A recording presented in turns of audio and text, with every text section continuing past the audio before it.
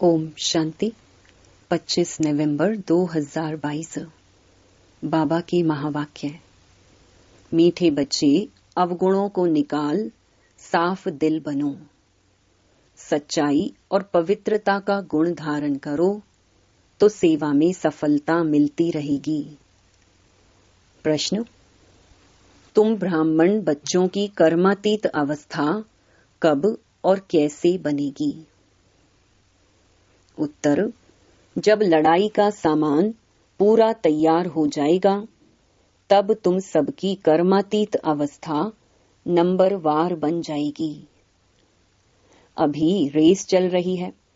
कर्मातीत बनने के लिए पुरानी दुनिया से बुद्धि निकल जानी चाहिए।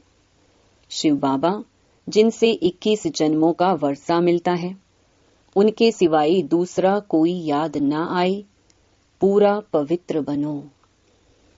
गीत। मुखड़ा देख ले प्राणी जरा दर्पण में। ओम शांति। जबकि बेहद का बाप बच्चों को मिला है और बच्चों ने पहचाना है, अब हरेक महसूस करते हैं कि हम कितना पाप आत्मा थे और कितना पुण्य आत्मा बन रहे हैं। जितना जितना श्रीमत पर चलेंगे उतना जरूर बाप को फॉलो करेंगे। बच्चों के आगे एक तो यह चित्र है और दिलवाड़ा मंदिर भी पूरा यादगार है। गीत भी गाते हैं दूर देश के। अब पराए देश पतित शरीर में आए हैं। बाप खुद कहते हैं, यह पराया देश है। पराया किसका? रावण का। तुम भी पराए देश अथवा रावण राज्य में हो। भारतवासी पहले राम राज्य में थे, इस समय पराई अर्थात रावण राज्य में हैं। शिव बाबा तो विचार सागर मंथन नहीं करते। यह ब्रह्मा विचार सागर मंथन कर समझाते हैं कि यह जो जैनी लोग हैं उनका यह देलवाड़ा मंदिर है। यह जो चैतन्य होकर गए हैं उनका ही जड़ यादगार है। आदि देव आदि देवी भी बैठे हैं। ऊपर में स्वर्ग है। अब अगर जो उन्हों के भगत हैं उन्हों को ज्ञान मिले तो अच्छी तरह समझ सकते हैं कि बरोबर नीचे राजयोग की शिक्षा ले रहे हैं। ऊपर में भी प्रवृत्ति मार्ग, नीचे भी प्रवृत्ति मार्ग। कुंवारी कन्या अधर कन्या का चित्र भी है। अधर कुमार और कुमार भी हैं। तो मंदिर में आदि देव ब्रह्मा भी बैठा है और बच्चे भी बैठे हैं। अब तुम समझ गए हो कि ब्रह्मा सरस्वती ही राधे कृष्ण बनते हैं। ब्रह्मा की आत्मा का बहुत जन्मों के अंत का जन्म है।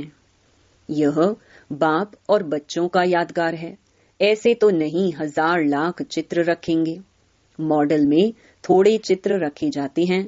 यह है जड़ और हमारा है चैतन्य। जिन्होंने कल्प पहले भारत को स्वर्ग बनाया है उन्हों का यादगार है। जगत अम्बा, जगत पिता और उनके बच्चे हैं। मेजॉरिटी माताओं की होने कारण बी के नाम लिख दिया है। मंदिर में भी कुंवारी कन्या और अधर देवी है। अंदर जाएंगे तो हाथियों पर मेल्स के चित्र हैं। यह सब बातें तुम बच्चे ही समझ सकते हो। तुम अभी साफ दिल बनते हो, आत्मा से अवगुण निकाल रहे हो। तुम्हारी मम्मा किसको समझाती थी तो उनको तीर लग जाता था। उनमें सच्चाई पवित्रता थी भी कुमारी। मम्मा का नाम पहले आता है, पहले लक्ष्मी फिर नारायण। अब बाप कहते हैं, मम्मा जैसे गुण धारण करो। अब गुणों को निकालते जाओ। नहीं निकालेंगे तो पद भ्रष्ट हो जाएंगे। सपूत बच्चों का काम है हर एक बात समझना।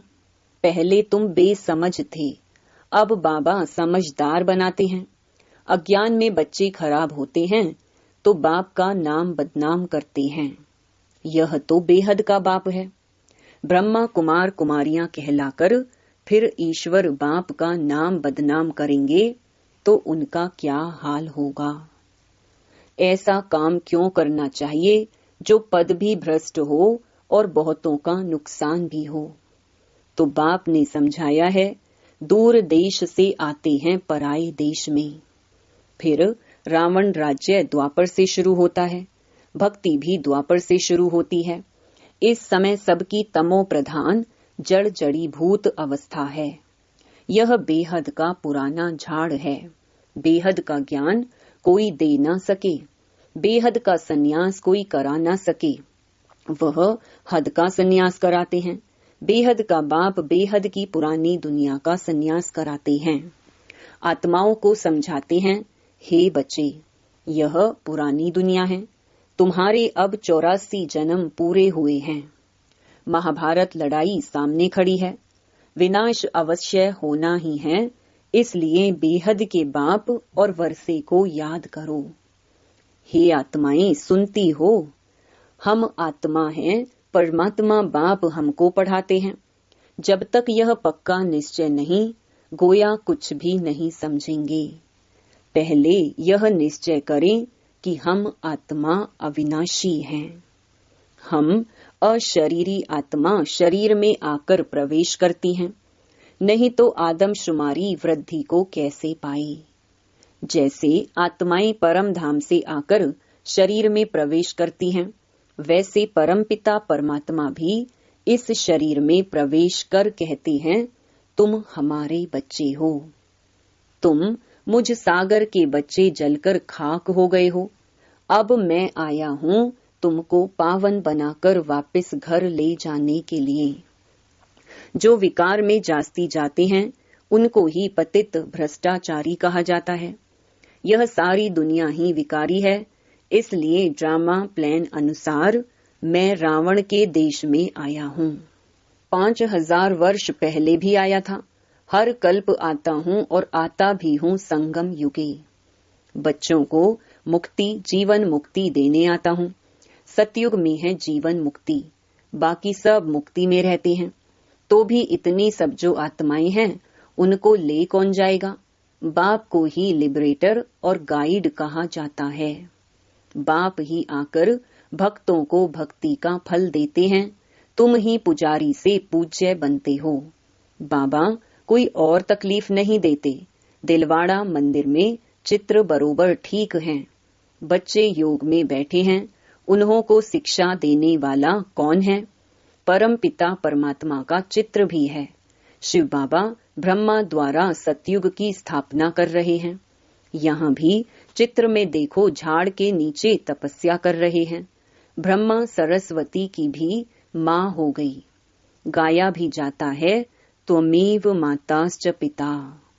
निराकार को कैसे कह सकते? इसमें उसने प्रवेश किया है तो यह माता बनी ना।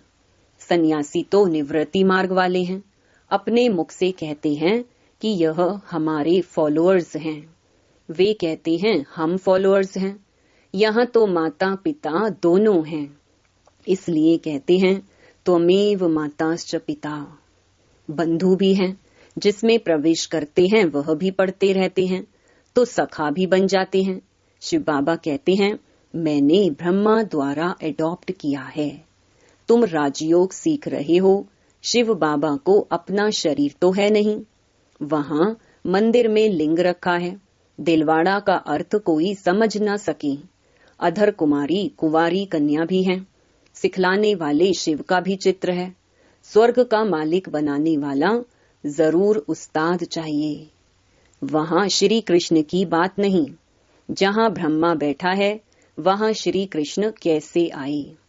श्री कृष्ण की आत्मा तपस्या कर रही है सुंदर बनने के लिए।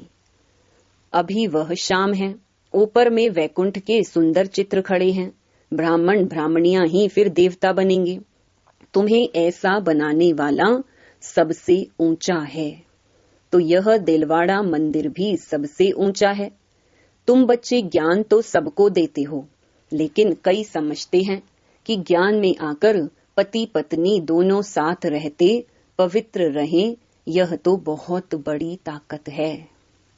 परंतु यह नहीं समझते कि यह सर्वशक्तिमान बाप की ताकत है। बाप देखो स्वर्ग की कितनी भीति देते हैं। बच्चे पवित्र बनो तो स्वर्ग के मालिक बन जाएंगे। माया के तूफान तो बहुत आएंगे। बाप कहते हैं, बच्चे तुम कितना फर्स्ट क्लास थे, तुमको क्या हो गया? बाबा झट बताएंगे। इस समय ब्राह्मणों की माला में नंबरवार कौन कौन है, परंतु सब कायम नहीं रहेंगे। कमाई में दशाएं बैठती है ना। किसको राहु की दशा बैठती है तो फिर छोड़ चले जाते हैं पुरानी दुनिया में। कहते हैं हमसे मेहनत नहीं होती है, बाबा को याद नहीं कर सकते। नहीं कहने से नास्तिक बन जाते हैं। दशाएं फिरती रहती हैं, माया के तूफान आने से ढीले हो जाते हैं। अगर भागंती हो गया तो समझेंगे शाम बन गया। यहाँ आते हैं सुंदर बनने। तुम ब्राह्मण कुल वाले शाम से सुंदर बन रहे हो। यहाँ बहुत जबरदस्त कमाई है, बच्चे जानते हैं। मम्मा बाबा लक्ष्मी नारायण बनेंगे। बच्चे कहते हैं बाबा हम भी आप जैसा पुरुषार्थ कर जरूर तख्त नशीन बनेंगे, वारिस बनेंगे। परंतु फिर भी ग्रहचारी बैठ जाती है। चलन भी अच्छी चाहिए। तुम्हारा धंधा है घर घर में संदेश पहुंचाना कि शिव बाबा को याद करो तो विकर्म विनाश होंगे। विनाश सामने खड़ा है, तुम निमंत्रण देते रहो। तुम्हारी दिन प्रतिदिन वृद्धि होती जाएगी। सेंटर्स खुलते जाएंगे। यह इतना बड़ा मकान भी कम पड़ जाएगा। आगे चल कितने मकान चाहिए। ड्रामा में आने वालों के लिए प्रबंध भी जरूर चाहिए। बच्चे अपने लिए सब कुछ कर रहे हैं तो बच्चों को बेहद की खुशी होनी चाहिए।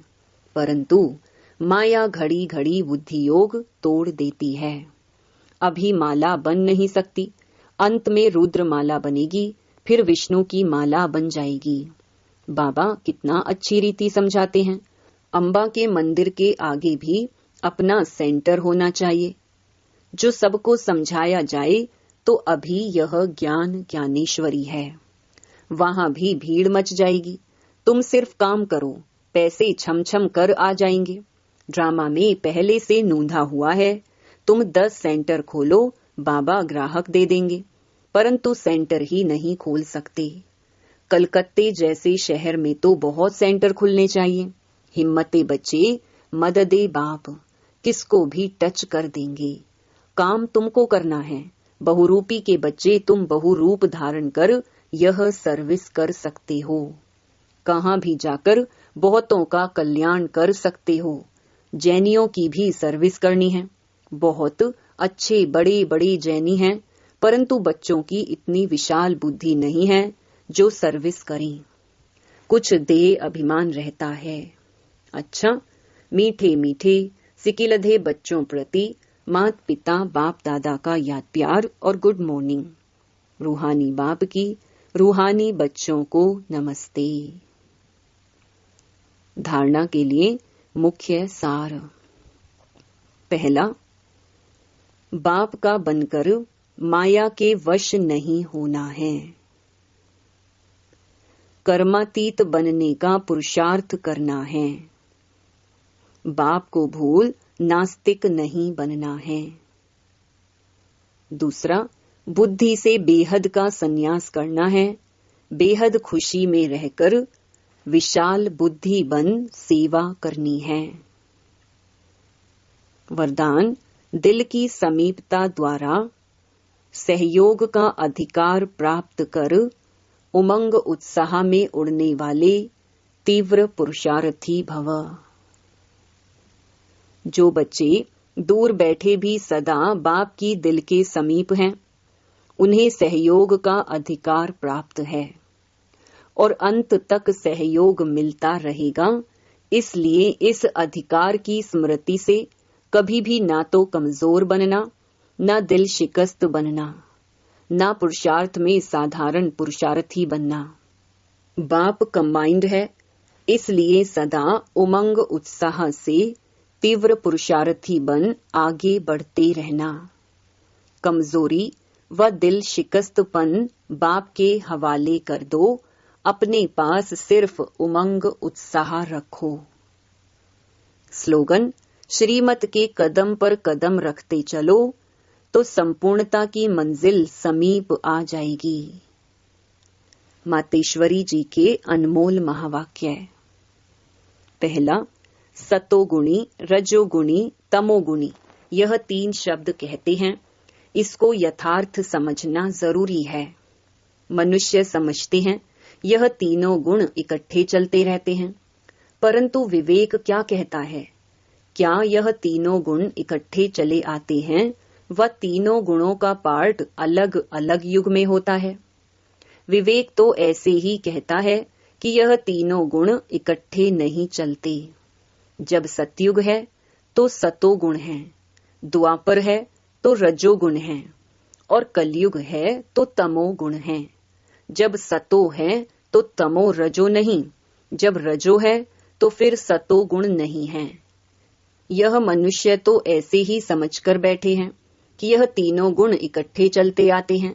यह बात कहना सरासर भूल है। वो समझते हैं जब मनुष्य सच बोलते हैं, पाप कर्म नहीं करते हैं, तो वो सतोगुणी होते हैं। परंतु विवेक कहता है जब हम कहते हैं सतोगुण, तो इस सतोगुण का मतलब है संपूर्ण सुख। गोया सारी सृष्टि सतोगुणी है। बाकी ऐसे नहीं कहेंगे कि जो सच बोलता है वो सतोगुणी है और जो झूठ बोलता है वो कलयुगी तमोगुणी है। ऐसे ही दुनिया चलती आती है। अब जब हम सतयुग कहते हैं तो इसका मतलब है सारी सृष्टि पर सतोगुण सतो प्रधान चाहिए। हाँ, कोई समय ऐसा सतयुग था जहाँ सारा संसार सतोगुणी था। अब वो सतयुग नहीं है, अभी तो है कलयुगी दुनिया। गोया सारी सृष्टि पर तमो प्रधानता का राज्य है। इस तमोगुणी समय पर फिर सतोगुण कहाँ से आया? अब है घोर अंधियारा, जिसको ब्रह्मा की रात कहते हैं। ब्रह्मा का दिन है सतयुग और ब्रह्मा की रात है कलयुग, तो हम दोनों को मिला नहीं सकते। दूसरा, इस कलयुगी संसार को असार संसार क्यों कहते हैं? क्योंकि इस दुनिया में कोई सार नहीं है। माना कोई भी वस्तु में वो ताकत नहीं रही, अर्थात सुख, शांति, पवित्रता नहीं है। जो इस सृष्टि पर कोई समय सुख, शांति, पवित्रता थी, अब वो ताकत नहीं है, क्योंकि इस सृष्टि में 5 भूतों की प्रविष्टा है। इसलिए ही इस सृष्टि को भय का सागर अथवा कर्म बंधन का सागर कहते हैं। इसलिए ही मनुष्य दुखी हो परमात्मा को पुकार रहे हैं, परमात्मा हमको भव सागर से पार करो। इससे सिद्ध है कि जरूर कोई अभय अर्थात निर्भयता का भी संसार है, जिसमें चलना चाहते हैं। इसलिए इस संसार को पाप का सागर कहते हैं, जिससे पार कर पुण्य आत्मा वाली दुनिया में चलना चाहते हैं। तो दुनियाएं 2 हैं, एक सतयुगी सार वाली दुनिया, दूसरी है कलयुगी असार की दुनिया। दोनों दुनियाएं इस सृष्टि पर होती हैं। अच्छा, ओम शांति।